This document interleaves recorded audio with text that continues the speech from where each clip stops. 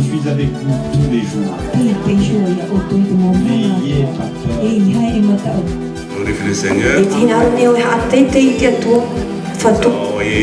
à Rurtu. Prêcher sa parole. Et guérir nos âmes et nos corps. Je voudrais vous dire que Dieu est dans la barque des premiers chrétiens tous les jours. Alléluia. Regardez qu'il y a de l'eau jusqu'au rabord. Jésus a fait cette promesse, je suis avec vous tous les jours jusqu'à la fin du monde. La foi, c'est une assurance que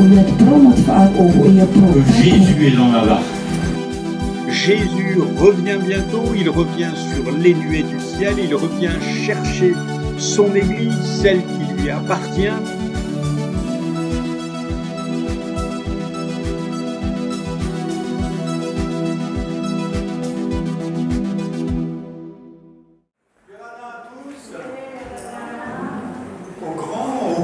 Aussi, merci aux enfants qui sont là pour aussi entendre le message de l'Évangile. À tous, à toutes, eh bien, que le Seigneur soit béni pendant ces instants. Et on est heureux d'être là pour le deuxième dimanche. Dimanche dernier, quand je suis venu et que j'ai regardé l'auditoire, je suis rentré avec mon Dieu dans une sainte colère. J'ai dit, Seigneur, quand j'ai appris le nombre de malades, le nombre d'absents, j'ai dit, mais Seigneur, ça, c'est pas possible. Parce que tu es tout puissant, et ce matin, je vois qu'il est tout puissant. Alléluia. Et j'aimerais vous dire et vous faire entrer avec moi, s'il vous plaît, dans ce combat. Parce que la Bible dit, et Paul a voulu que les chrétiens entrent dans le bon combat de la foi. Il y a des luttes qui ne nous appartiennent pas, il y a des choses à ne pas faire, à ne pas dire, mais pour nous, nous avons le bon combat de la foi. Tout au long de cette semaine, j'ai appris des choses et nous avons vécu des difficultés particulières, comme si quelque chose s'opposait. Dès qu'on faisait quelque chose, je ne sais pas si ça vous arrive quelquefois, mais cette semaine, ça a été, on ouvrait le robinet, il n'y avait plus d'eau, on pouvait allumer l'électricité, plus d'électricité. Il y a eu un tas de bazar, vous comprenez? Et en fin de semaine, même mon fils a été hospitalisé en France.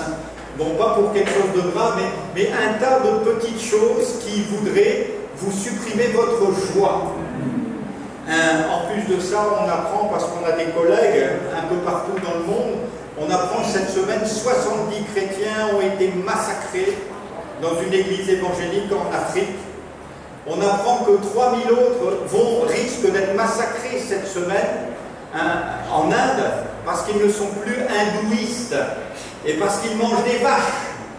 Alors une charia a été prononcée contre les hindous, contre eux, et ils prévoient de monter à 500 000 personnes pour massacrer 3 villages qui sont à Jésus. Alors nous entrons dans le bon combat de la foi parce qu'ici, eh bien, béni soit le Seigneur, hein. Vous pouvez aller au bord de la piscine, prêcher l'évangile, il n'y a personne qui va vous massacrer. Pas encore. Pas encore. Mais nous savons que nous avons un adversaire terrible et qui veut véritablement, qui en veut pas seulement à notre santé, pas seulement à notre unité, mais qui en veut à notre vie. Vous savez que le diable commence par nous mettre à part, il commence par nous diviser, et une fois que nous sommes chacun dans notre coin, alors nous n'avons plus de force, et là il peut nous rendre malades et malheureux dans la solitude. Il n'est pas bon, on n'est pas fait pour être seul. Hein. Et puis ensuite, eh bien, une fois qu'on est bien seul pendant un moment, on n'est plus nourri de la parole de Dieu, de la communion fraternelle, eh bien là il nous massacre. Et bien sûr, nous connaissons ses desseins, disait l'apôtre Paul. J'espère que vous les connaissez aussi. Mais que vous connaissez le Dieu de la victoire. Alléluia. Et c'est de lui, bien sûr, que nous allons parler et comment diriger nos cœurs et nos pensées. Nous avons eu la joie de voir que Jésus chasse toujours les démons. Est-ce que vous savez ça? L'évangile est au cœur d'un combat. Dès les premiers pas de Jésus, eh bien, ça a été un combat. Jésus a dit, je suis venu détruire l'œuvre du diable. Alléluia. Et la Bible dit, nous étions tous entre ses mains. Nous étions par nature des enfants de colère entre ses mains. pour répandre la calomnie, le mal, pour répondre coup pour coup. Mais béni soit Dieu qui nous a donné Jésus-Christ ce matin. Alléluia. Hein, au travers duquel nous avons accès non plus à l'arbre de la connaissance du bien et du mal, parce que nous ne savons pas, et Paul dira, nous ne savons même pas le bien que nous avons à faire, ni le mal. Et quand je veux faire le bien, j'y arrive pas, et quand je sens le mal, j'arrive pas à y résister. Hein, pourquoi cela? Eh bien parce que nous avons maintenant accès à l'arbre de la vie. Alléluia.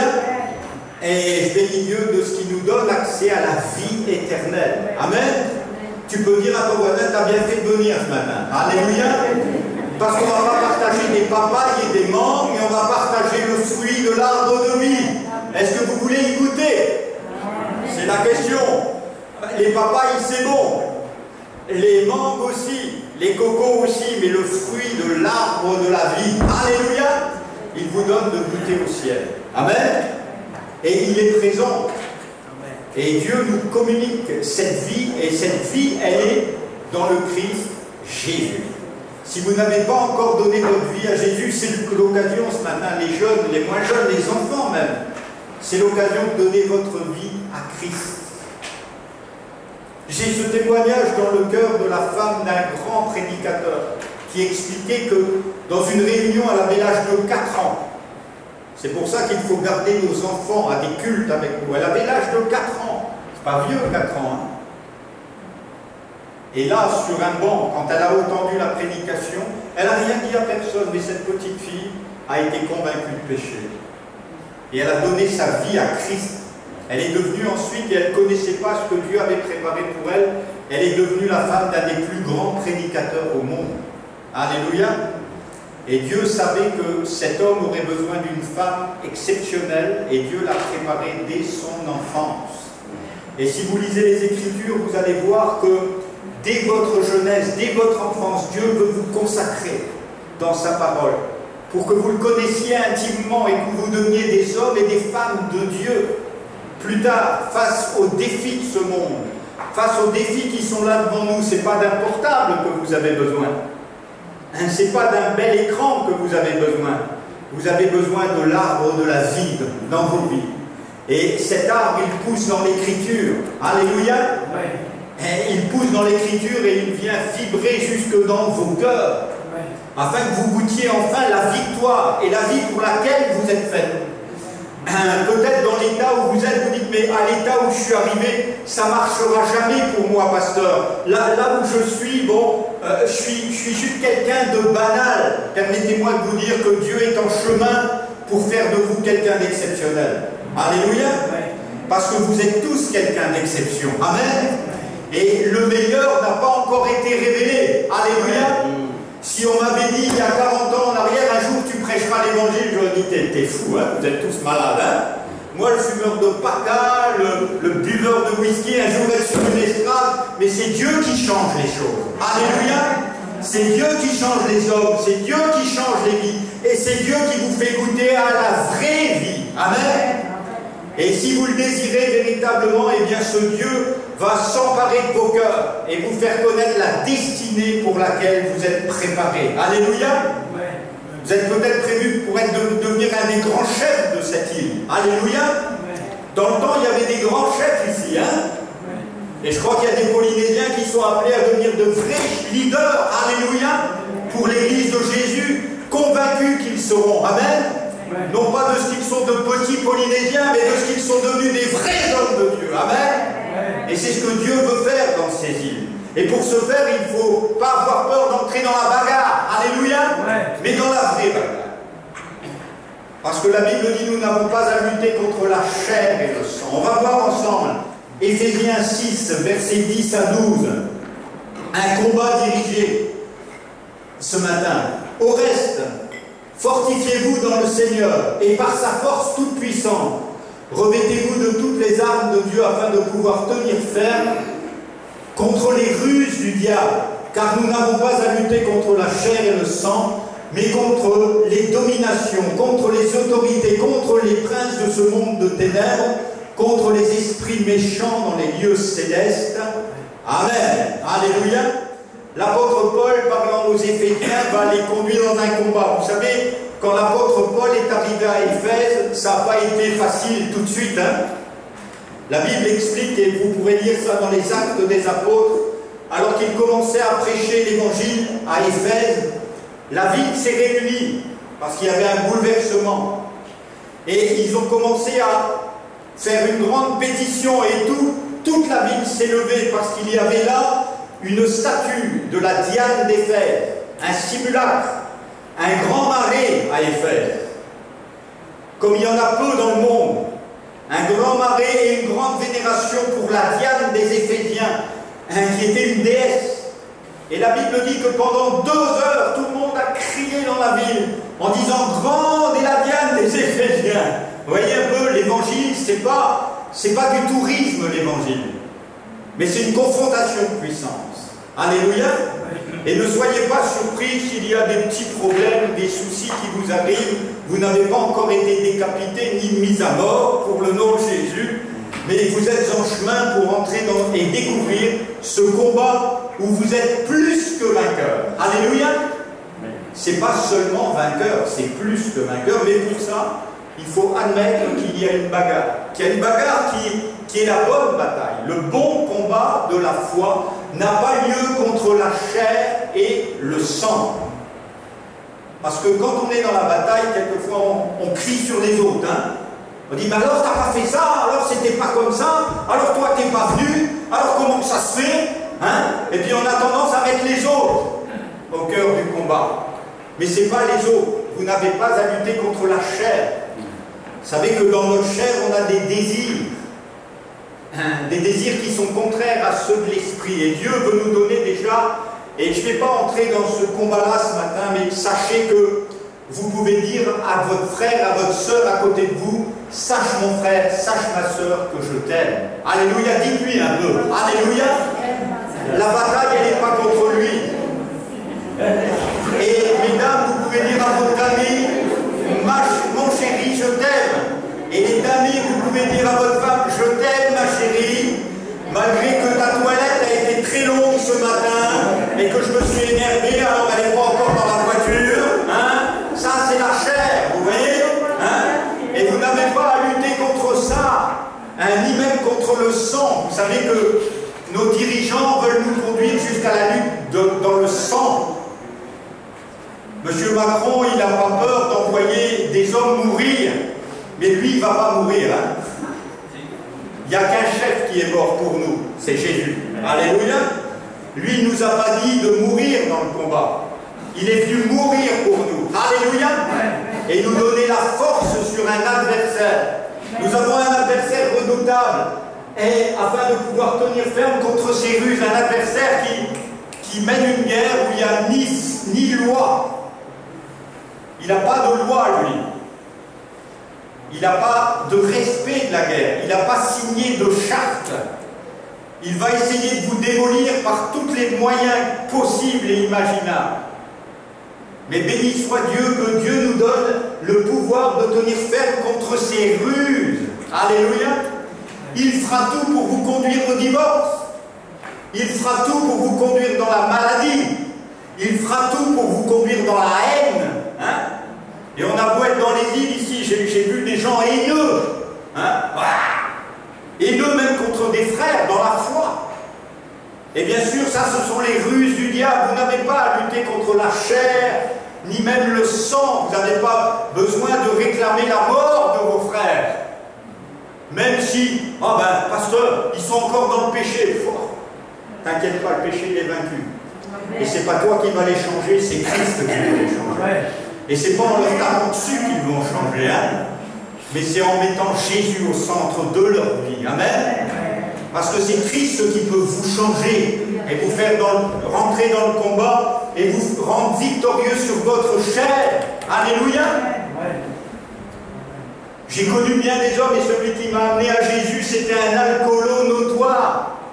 Elle disait, François, mais moi je ne peux pas arrêter de boire, je travaille sur un pinardier. Il travaillait sur un bateau, c'était un marin, et il transportait 100 000 tonnes de vin par cargaison.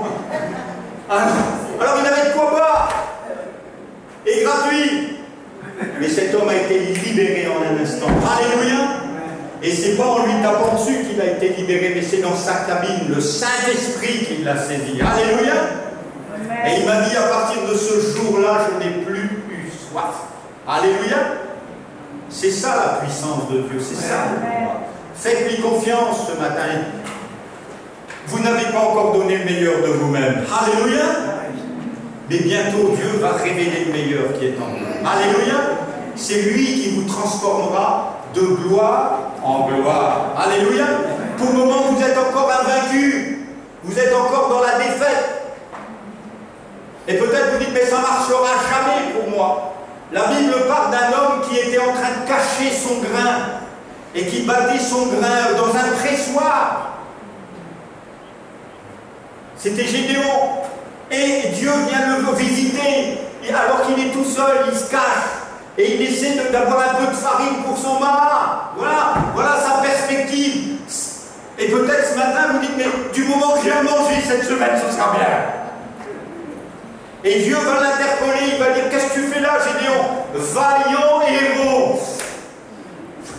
Et tu sais qui je suis? Moi, je suis un planqué. Je veux surtout pas prendre de responsabilité à l'église. Moi, je veux me planquer, pasteur.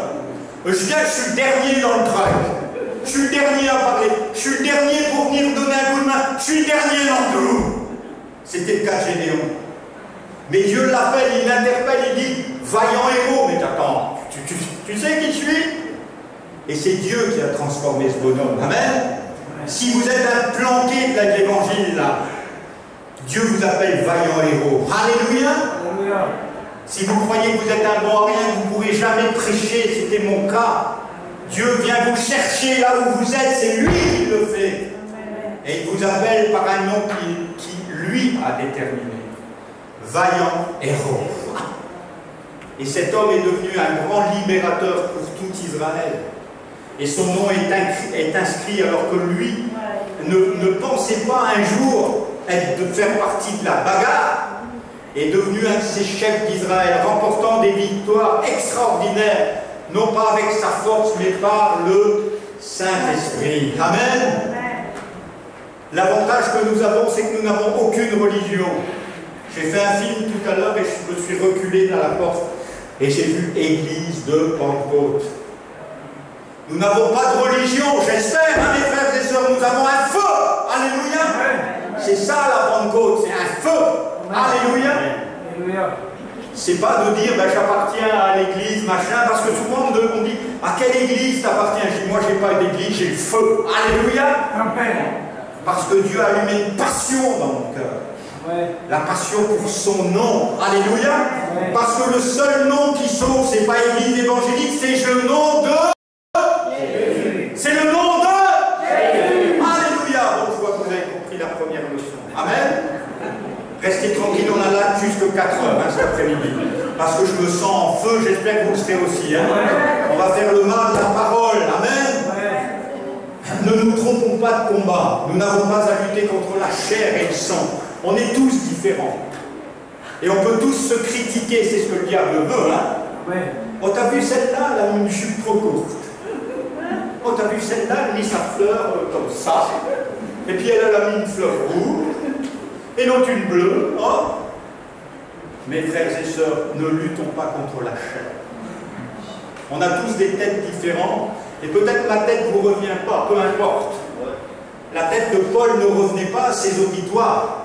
On l'a quelquefois mis à mort.